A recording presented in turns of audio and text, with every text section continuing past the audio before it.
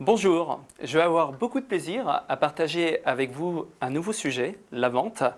Et en fait, ce que je voudrais voir avec vous, c'est comment faire de la vente douce. Qu'est-ce que c'est que la vente douce? C'est ce qui va permettre à votre client de comprendre que toutes les attentions qu'on lui apporte, en fait, c'est pour lui rendre service. Alors, la première chose qu'on va voir ensemble, c'est quel est l'intérêt d'avoir plus de méthodes de vente et puis de les varier.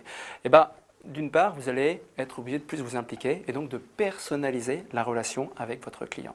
Et donc à partir de là, lui, il va avoir un niveau de satisfaction beaucoup plus important grâce à ça. La deuxième chose, c'est plus de plaisir. Quand vous allez le voir qu'il va réagir à vos suggestions, à vos conseils, à votre façon de l'aider à choisir, eh ben, qu'est-ce qui va se passer? Il va avoir, vous allez le faire saliver et ça va vous apporter encore un petit peu plus de plaisir dans votre travail aussi.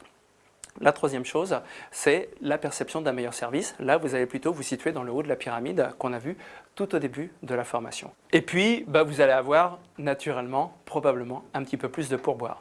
Alors, quel est l'intérêt d'apporter tout ça? C'est que tout simplement, il y a énormément de clients qui ne savent pas ce qu'ils vont choisir au restaurant. 80% des clients ne savent pas quel menu, quel plat, quel est le mets qui va leur faire plaisir. Et donc, ils ont réellement besoin de vous et ça va énormément dépendre de ce que vous allez leur conseiller, mais aussi de ce que leurs convives avec lesquels ils mangent vont pouvoir choisir aussi. Et ça va être très très important.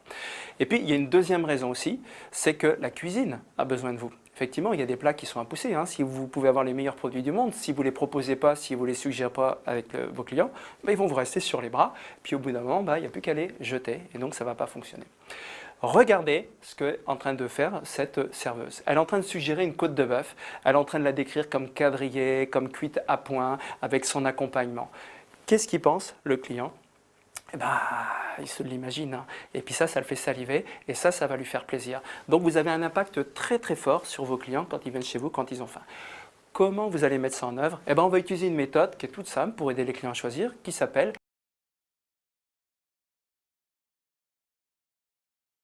Comment s'utilise la méthode BCDA? Première question sur ses besoins. Posez-lui des questions. Qu'est-ce qui vous ferait plaisir? Est-ce que vous avez plutôt envie d'une salade, d'un plat, d'un poisson, d'une viande grillée? Voilà.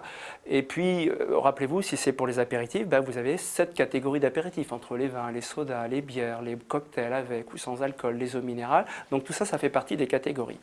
Une fois que vous avez fait ça, selon la réponse du client, vous lui proposez 2 ou 3 choix, pas plus, dans la catégorie qui vous a nommé. Et donc parfois, ça vous permet effectivement de faire une suggestion de vos produits qui va l'aider à choisir un produit dans la catégorie qu'il aime. À partir du moment où il vous a répondu, qu'est-ce que vous allez faire? Vous allez décrire le plat.